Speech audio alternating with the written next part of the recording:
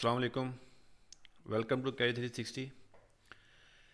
Genesis controller जिसकी पहले part one में आपने उसकी बेसिक इन्फॉर्मेशन के बारे में मैंने एक्सप्लेन करने की कोशिश की है उस वीडियो में। ये उसका पार्ट हुआ जिसमें सॉफ्टवेयर के हवाले से मैं एक्सप्लेन करूँगा। तो जो C R E basically company है, सी आर ई ब्रांड है जिसके कुछ कंट्रोलर्स हैं जिसमें लोड शेयरिंग के, सिंक्रोनाइजेशन के और ए एम एफ और टी एस फंक्शनैलिटी के डिफरेंट मॉड्यूल्स हैं। तो ये उसका एक सॉफ्टवेयर है, इसको C R E config software कहते हैं। ये आप जो है इंटरनेट से जाके इसकी वेबसाइट के ऊपर से डाउनलोड कर सकते हैं। फ्री ऑफ कॉस्ट जो है ये सॉफ्टवेयर अवेलेबल वहाँ पर आपको मिल जाएगा। जब आप सॉफ्टवेयर ओपन करेंगे तो आपके पास ये जो है विंडो ओपन होगी जिसमें आपके पास जितनी भी इसकी फैमिली है सी आर ई की, जितने भी कंट्रोलर हैं, इसमें आपके जेंसिस की बात करूं, यूनिजेन की बात करूं, मास्टर कॉम्पैक्ट की बात करूं, जेंसिस कॉम्पैक्ट की बात करूं, फिर कॉम्पैक्ट की बात करूं जिसमें सिंक्रो है, उसके अलावा फिर ए एम एफ की सीरीज़ है, ये तमाम जो है आपको इसमें अवेलेबल है। तो मैं अभी जेंसिस की बात कर रहा हूँ, जेंसिस 2.0 जिसकी मैंने पहले एक पार्ट वन वीडियो बनाई है। तो उसकी हम जब कन्फिगरेशन किस तरीके से करेंगे तो ये हमारे पास जो है ये ओपन हो जाती है विंडो। बहुत ही बेहतरीन जो इसका इंटरफेस है और फ्रेंडली यूज़र जो है ये आपको सॉफ्टवेयर मिलेगा जिसमें आप तमाम वो सेटिंग्स कर सकते हैं जो कि एक एक बेहतरीन कंट्रोलर जो कि सिंक्रोनाइजेशन कंट्रोलर के अंदर अवेलेबल होती हैं ऑप्शंस। ये लेफ्ट साइड पे आपको ये तीन ऑप्शन मिलेंगी। यहाँ पर आप जो है फर्स्ट में ऑप्शन स्काडा की ऑप्शन है, सेकंड में आपको जो कॉन्फ़िगरेशन वाली ऑप्शन मिलेगी और ये आपको सिस्टम के हवाले से ऑप्शन है जिसमें आप सिस्टम की सेटिंग करेंगे और ये आपको पी एल सी की जो सेटिंग्स है वो आप यहाँ पर बना सकते हैं। तो ये आपको पी एल सी की सेटिंग के हवाले से ये वाला ऑप्शन मिलता है। स्काडा की ऑप्शन अगर आप आएंगे तो ये लाइव आपको मिलेंगी, ये आपको कनेक्ट हुआ हुआ यहाँ पर नज़र आ जाएगा जब कंट्रोलर जो है वो कनेक्ट हो जाएगा। जिस पे क्या है कि आपका जो रेल कंट्रोलर की एक्टिविटीज़ हैं, जनसेट अगर चल रहा है तो आपको उसका स्टेटस मिलेगा। अगर आपका जो प्लांट है और वो अवेलेबल है, जनरेटर के जो किलोवाट है वो आपको मिलेंगे, के वी आर जो है वो आपको मिलेंगे, जनरेटर के जो पैरामीटर्स हैं वो आपको मिलेंगे यहाँ पर। उसके अलावा ये गेजेस आपको नज़र आएंगी, वोल्टेज, हर्ट्स, फ्रीक्वेंसी, किलोवाट, के वी आर के पैरामीटर्स हैं, पावर फैक्टर है ये आपको मिलेगा। और इसके बाद आपको जनरेटर की ये गेजेस मिलेंगी, इसमें आपको वोल्टेज आप देख सकते हैं थ्री फेज़ के, line one, line two, line three के वोल्टेज मिलेंगे आपको। इस पे आप किलोवाट देख सकते हैं, के वी आर देख सकते हैं स्क्रीन के ऊपर। ये लाइव आप इसकी मॉनिटरिंग कर सकते हैं। इसकी रिमोट मॉनिटरिंग भी की जा सकती है वाया आर एस 45 और इथरनेट पोर्ट के ज़रिए और यू एस बी केबल के ज़रिए। तो डेफिनेटली ये तो कनेक्टेड है साइट के साथ, तो उस तरीके से भी आपकी इन्फॉर्मेशन आप तक आ सकती है। एनर्जी जो है आपको वो मिलेगी किलोवाट आवर्स और के वी आवर्स, एनर्जी के जो पैरामीटर हैं वो आपको मिलेंगी। फिर मेंस यूटिलिटी की जो सप्लाईज है वो आपको मिलेंगी, नज़र आएंगी यहाँ से, जिसमें तमाम पैरामीटर्स हैं, तीनों लाइन के किलोवाट, तीनों लाइन के वोल्टेज, पावर फैक्टर, के वी आर, तमाम पैरामीटर जो हैं वो आपको मिलेंगे। इसके अलावा अम्पेयर्स और वोल्टेज की वैल्यूज़ हैं वो भी आपको मिलेंगी। यहाँ पर आपको करंट मिलेगा तीनों का, यहाँ पर फ्रीक्वेंसी मिलेगी, कमर्शियल पावर की जो ग्रिड साइड से आपको सप्लाई मिल रही है। फिर मेन बस की आपको जो है वो पावर मीटर्स हैं, एक्टिव पावर, रिएक्टिव पावर और आपको जो पावर फैक्टर है वो मिलेगा। तो ये तमाम पैरामीटर्स आपके स्काडा की स्क्रीन के अंदर मिलेंगे। ऐसे ही मेंस की जो एनर्जी है वो भी आपको मिलेगी। सिंक्रोनाइजेशन के जो पैरामीटर हैं, चेक सिंक रिले है जो कि आपको सिंक्रोनाइजेशन जब आप एक्टिवेशन करेंगे, जब आप प्रोसेस करेंगे सिंक्रोनाइजेशन का कमर्शियल पावर के साथ, ग्रिड के साथ, या जो है वो किसी कॉमन बस के साथ जिस पे मल्टीपल जनसेट हो सकते हैं, तो ये चेक सिंक रिले जो है ये आपको यहाँ पर एक्टिवेशन दिखाएगी जिससे आपको बेहतर पता चल जाएगा स्टेटस का कि आपका सिंक्रोनाइजिंग हो गई है।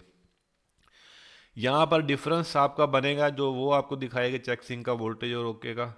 Phase match okay note okay का स्टेटस आपको मिलेगा, hertz match okay note okay voltage का, फेज सीक्वेंस का आपको, फेज ऑफसेट जिसको फेज एंगल कहेंगे, कि तमाम स्टेटस आपको जो कि एक सिंक्रोनाइजेशन ऑपरेशन के लिए जो ज़रूरी रिक्वायरमेंट है ये आपको सिंक्रोनाइजेशन रिले जो है वो दिखाएगी यहाँ पर। इसके बाद इंजन की बात करें तो इंजन में आपको ऑयल प्रेशर का मिलेगा, वाटर टेम्परेचर की जो रीडिंग है वो यहाँ पर आएगी, इंजन स्पीड, बैटरी वोल्टेज और आपको डिफरेंट तरह की जो इंजन से रिलेटेड है J193 का प्रोटोकॉल वो आपको मिलेगा। यहाँ पर आपको कैन का जो डेटा है वो मिलेगा, एम टी यू, MDC एक इंटरफेसिंग है, यहाँ से आपको ये मिलेगी J193 प्रोटोकॉल, आपको वो मिलेगा, यहाँ से कनेक्टेड होगा तो इनपुट और आउटपुट का स्टेटस मिलेगा लाइव। जो इनपुट आउटपुट क्लोज हैं वो यहाँ पर ग्रीन होगा, यहाँ पर उसका इंडिकेशन आपको मिलेगी।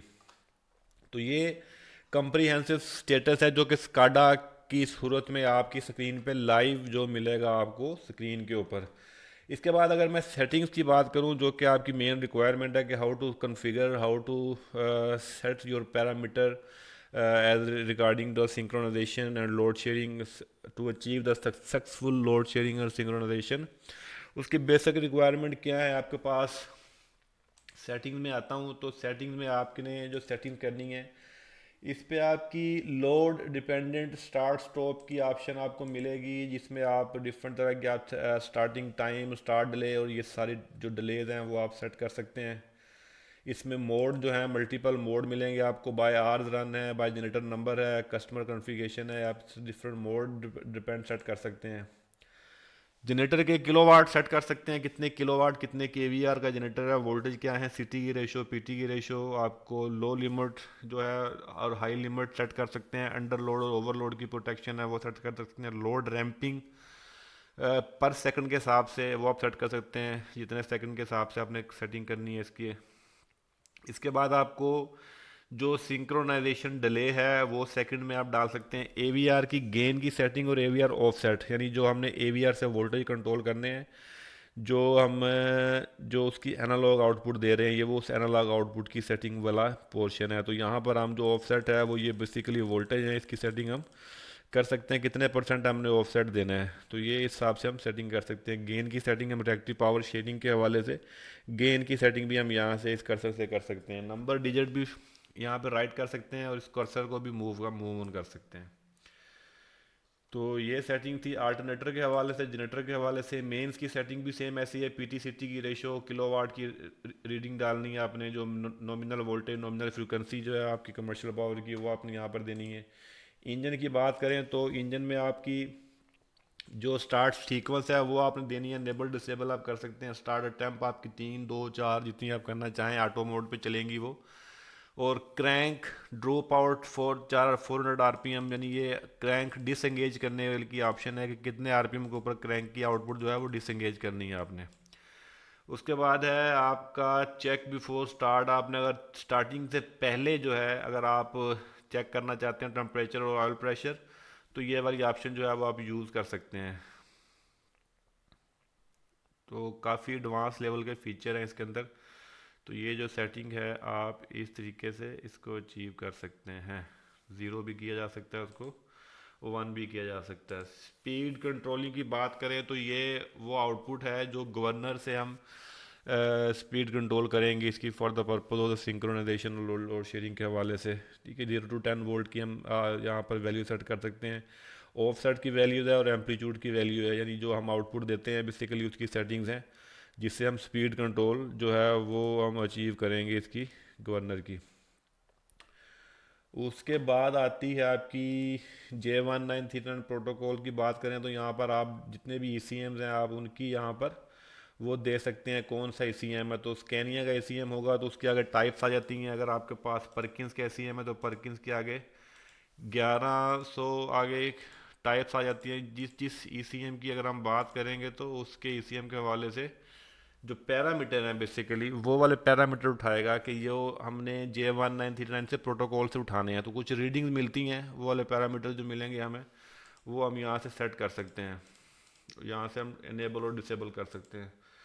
प्रोटेक्शन की बात की जाए तो आपको जनरेटर की protection, mains protection, engine protection और अर्थ फॉल्ट प्रोटेक्शन जो कि मिलती हैं। जनरेटर में आपको मिलेंगी अंडर ओवर फ्रिक्वेंसी की, वो हम सेटिंग कर सकते हैं, कितने परसेंट पे हमने इसकी जो है वो सेटिंग्स करनी है। जनरेटर इलेक्ट्रिकल फॉल्ट आपका क्या होगा, अलार्म चाहिए आपको, आपको ब्रेकर ट्रिप करवाना है, अलार्म चाहिए, डिसेबल चाहिए, जो भी आपको चाहिए वो आप यहाँ से सेट कर सकते हैं। ऐसे ही आप जो है अंडर फ्रिक्वेंसी की सेटिंग कर सकते हैं। उसके बाद अंडर ओवर फ्रिक्वेंसी की सेटिंग है। फिर आपकी रिवर्स पावर की जो प्रोटेक्शन है वो इसके अंदर है, कितने परसेंट तक आप रिवर्स पावर जो है वो लेना चाहते हैं। यहाँ पर जो डिले आप दे सकते हैं वैलिडेशन पे, जो है आप देना चाहें तो यहाँ पर इलेक्ट्रिकल फॉल्ट आपका ब्रेकर ट्रिप करवा सकते हैं और शट डाउन करवा सकते हैं। ये आपका शट डाउन है, ये हार्ड शट डाउन है, ये सॉफ्ट शट डाउन है आपका, और ये इलेक्ट्रिकल फॉल्ट ब्रेकर ट्रिप है आपका। तीनों ऑप्शन जो है वो आप चूज़ कर सकते हैं। इसके बाद जो है रिवर्स केवीआर की भी ऑप्शन में मिलेगी आपको। मोस्टली कंट्रोलर में सिर्फ रिवर्स किलो वाट होता है, यहाँ पर आपको रिवर्स केवीआर की भी ऑप्शन मिल रही है। मैक्सिमम जो आपका और मिनिमम लोड की सेटिंग है वो आप यहाँ पर कर सकते हैं। ये ओवरलोडिंग रिलेज की सेटिंग है बेसिकली। ये वैलिडेशन पे आप वो इवेंट ले सकते हैं, यानी शट डाउन करवाना चाहें शट डाउन करवा सकते हैं, ब्रेकर ट्रिप करवाना चाहें तो ब्रेकर ट्रिप करवा सकते हैं। सिमिलरली एस ये मैक्सिमम केवीआर की सेटिंग्स है। फिर मेंस की सेटिंग, मेंस में अंडर ओवर फ्रिक्वेंसी है, अंडर ओवर वोल्टेज है, सिमिलर ऐसे ही। फिर रिवर्स पावर की मेंस की है, मैक्सिमम सेटिंग है आपकी। वेक्टर शिफ्ट जो है वो ऑप्शन भी आप ले सकते हैं। वेक्टर शिफ्ट और rate of change of frequency की जो सेटिंग्स हैं वो भी आप कर सकते हैं। इंजन की बात की जाए तो ओवर अंडर स्पीड की सेटिंग्स आपको मिलेंगी। आपको वाटर की प्रोटेक्शन है, ऑयल प्रोटेक्शन आपको मिलेगी, स्पेयर एनालॉग की इनपुट है वो इसके अंदर मिलेंगी, बैटरी की प्रोटेक्शन इसके अंदर मिलेंगी आपको। डिजिटल इनपुट्स की बात करें तो डिजिटल इनपुट्स में आपको मिलेंगी इनपुट्स इसके अंदर डेडिकेटेड इनपुट्स हैं और डिजिटल इनपुट्स हैं। डिजिटल इनपुट्स ये आपको 4 से 15 तक की सेटिंग्स कर सकते हैं आप। इसमें क्या आप एक्टिवेट करवाना चाहते हैं, इस पे आपको मल्टीपल ऑप्शन मिल सकती हैं, जिसमें आप फिलिंग की ऑप्शन ले सकते हैं, फ्यूल के हवाले से। जनरेटर की मैनुअल कमांड की ऑप्शन मिल सकती हैं, अलार्म जो है वो मिल सकते हैं, ब्रेकर आपकी जो है उसकी मिल सकती हैं, स्टेटस मिल सकता है, ब्रेकर क्लोज एक्सिलरी। ये फीडबैक होता है जनरेटर क्लोज का, जिसको जनरेटर क्लोज एक्सिलरी कहते हैं, या जनरेटर ब्रेकर एक्सिलरी है जो फीडबैक है आपके ब्रेकर का। तो जब भी सिंक्रोनाइज करेंगे तो ये ब्रेकर की ये इनपुट इसको चाहिए होगी, इसको एट द फीडबैक के तौर के ऊपर। ऐसे इसमें आप ये डिफरेंट तरह की आउटपुट्स इनपुट्स हैं जो कि हम सेट कर सकते हैं for the achieving the different applications. जन ब्रेकर क्लोज मैनुअल, जन ब्रेकर ओपन, मैनुअल की इनपुट भी देकर हम ब्रेकरों को भी कंट्रोल कर सकते हैं। तो ये डिजिटल इनपुट्स हैं। फिर हम अगर बात करें एनालॉग इनपुट्स की, तो एनालॉग इनपुट्स में ऑयल प्रेशर और वाटर टेम्परेचर की कैलिब्रेशन जो है वो हम कर सकते हैं। It's oil pressure unit, OPI is oil pressure unit, और डब्ल्यूटीआई वाटर टेम्परेचर जो आपका है, जिसको हम कहते हैं जैकेट वाटर टेम्परेचर भी कहते हैं, वो आप सेट कर सकते हैं। इसमें आपको ये मिलेंगे सेंटीग्रेड में, फ़ारेनहाइट में चाहिए आपको। कैलिब्रेशन भी आप कर सकते हैं, जैसे कि हम उसमें करते हैं दूसरे कंट्रोलर के अंदर भी। अगर कुछ सेंसर आपका ऐसा है जिसका आपको पता नहीं है तो आप इसकी सेल्सियस और ओहमक वैल्यू से कंपैरिजन बनाकर लेड स्पोर्ट के 400 सेंटीग्रेड ओहम के ऊपर आपकी जो रेजिस्टेंस है वो मैक्सिमम 120 सेंटीग्रेड देता है, तो आप इसकी कर्व बना सकते हैं। That is called editing curve addition. Editing कर सकते हैं आप इसकी सेंसर की। ऐसे ही आपका ये ऑयल प्रेशर का है, इसमें आप सेटिंग कर सकते हैं। ठीक है, ये ओहम की वैल्यू का चार्ट बना हुआ है, उस हिसाब से ये चार्ट बना हुआ है। इतने ओहम के ऊपर इतना ऑयल प्रेशर है, इतना टेम्परेचर है, यानी 40 ओहम होगा तो 120 शो करेगा आपका, 320 ओहम होगा तो 50 शो करेगा। तो ये इस सेटिंग के हिसाब से आप एडिटिंग कर सकते हैं इसकी।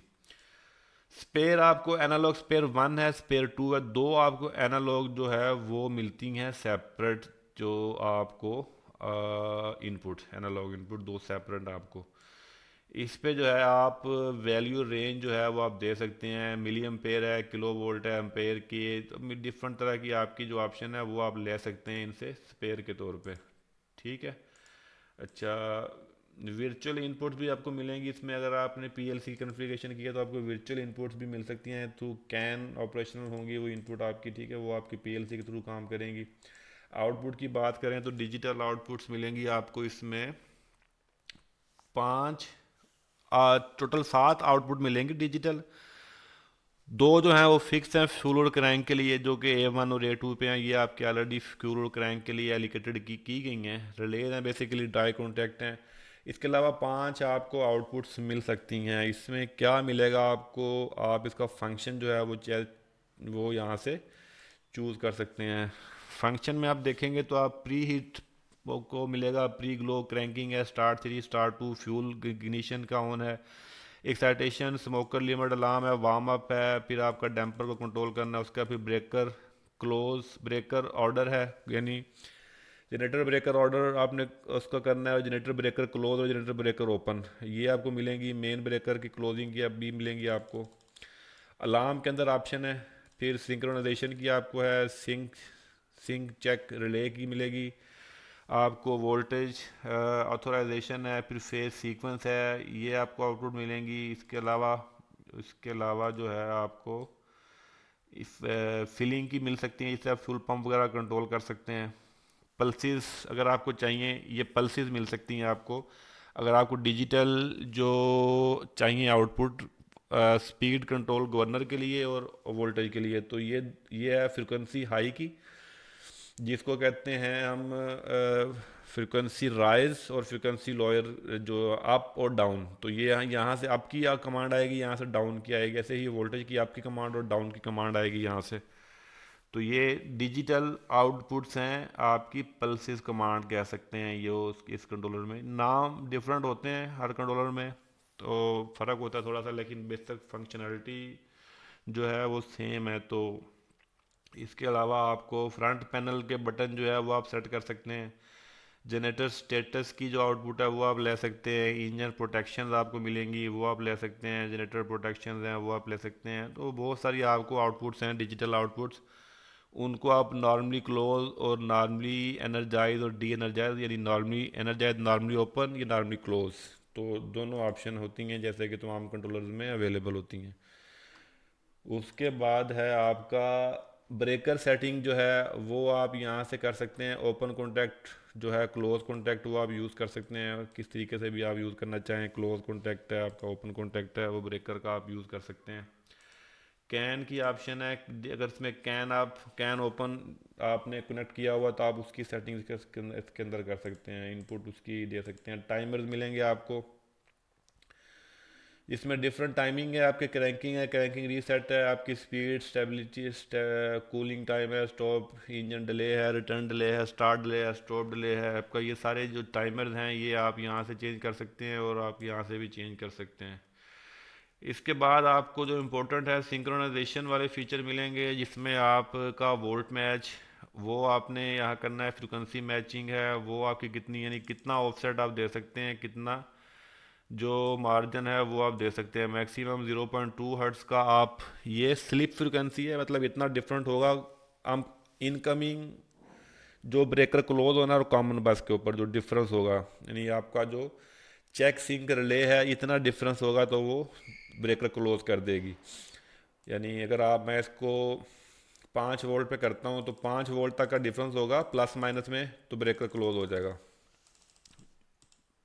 4.9 है और 5.9 है, 6.9, 7.9।